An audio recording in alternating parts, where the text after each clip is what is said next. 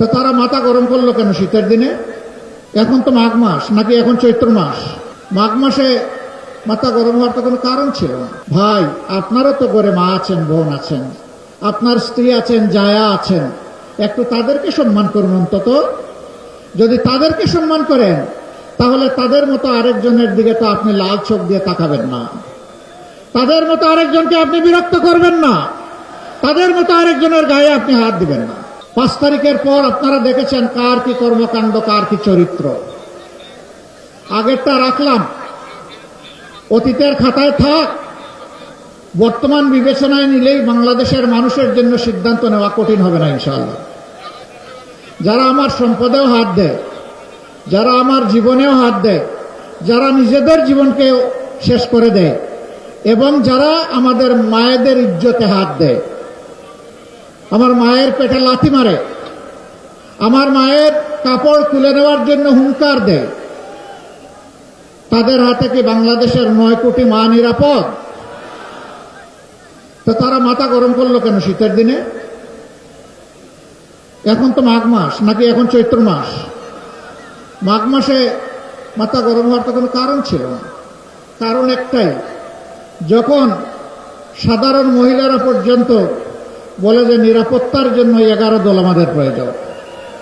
বিদেশ থেকে দেশে রেমিটেন্সের টাকা আসে নিরাপদে, তাই আজই আপনার আপনজনকে বলে রাখুন, রেমিটেন্সের টাকা যেন শুধু নগদেই পাঠায়। যখন একজন মহিলা তার মতো করে, তার পছন্দ মতো তিনি পোশাক পরে রাস্তায় এসেছেন, সাংবাদিক বন্ধু জিজ্ঞেস করেছে, আপনি আগামীর বাংলাদেশের ক্ষমতায় কারে দেখতে চান? উনি বলেন জামাত। উনি আর 11 দল বলেন নাই, ওই জামাত মানেই আমরা সবাই মিলেমিশে 11 দল।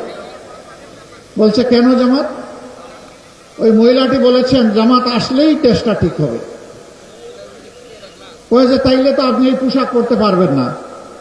মহিলা জবাব দিচ্ছেন, পরবো না, অন্য পোশাক পরতে হবে। কয় তাই পরবো। আচ্ছা, জামাতের কোন জিনিসটা আপনার ভালো লাগে? কয় জামাতই আমার ভালো লাগে। এই যে মা বোনদের এই অ্যাটিচিউড, তারা তাদের আস্থার ঠিকানা হিসাবে 11 দলকে এখন দেখছে, এইটাই কাউকে কাউকে একটু পেরেশান করে তুলেছে।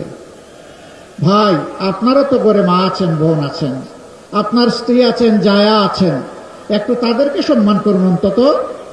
যদি তাদেরকে সম্মান করেন তাহলে তাদের মতো আরেকজনের দিকে তো আপনি লাল চোখ দিয়ে তাকাবেন না, তাদের মতো আরেকজনকে আপনি বিরক্ত করবেন না, তাদের মতো আরেকজনের গায়ে আপনি হাত দিবেন না। কিন্তু আপনি যদি হাত দেন তাহলে এই মায়েদের সন্তান নাই? হ্যাঁ, এই সন্তানেরাই তো সব ধরনের ফেসিবাদের বিরুদ্ধে জেগে উঠেছিল জুলাইয়ে, যেই জুলাইকে অনেকে স্বীকার করেন আবার অনেকে করেন না। এদেরকে তুচ্ছ তাচ্ছিল্য করেছেন, তাই আমরা দেখেছি। সেই ছেলেরা ঘুমায় পড়ে নাই।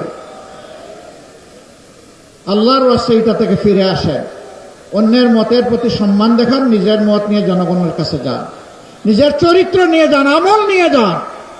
জনগণ তখন বিচার করবে, বিবেচনা করবে। আমাদের মাদের গায়ে হাত দিবেন আর আমরা বসে বসে গালে হাত দিয়ে খতমে খাজে গান করবো, এটা চিন্তা করবেন না।